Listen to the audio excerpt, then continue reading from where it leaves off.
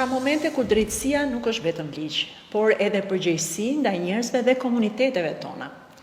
Sot dua të ndaj një mesazh të qartë dhe të pakthyeshëm.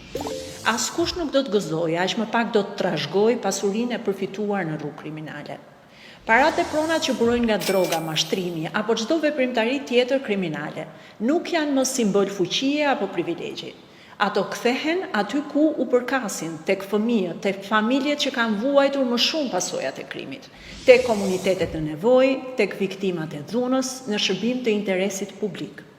Prova konkrete është thirrja që hapim sot, një mundësi e dedikuar për organizatat jo fitimprurse që duan të shndrojnë pasurinë e konfiskuar të krimit në projekte me impakt real shoqëror. Kemi vënë në dispozicion një fond prej 15 milion lekësh, i krijuar jo nga paratë e buxhetit të shtetit, por nga pasuritë e konfiskuara të krimit që rikthehen në dobi të shoqërisë. Aplikimet do të pranohen deri në datën 9 mars. Të gjitha informacionet mbi kriteret, dokumentacionin dhe procedurën e aplikimit do t'i gjeni të publikuara në faqen zyrtare të Agjencisë së Pasurive të Sekuestruara dhe Konfiskuara, si dhe në faqen e Ministrisë së Punëve të Brendshme.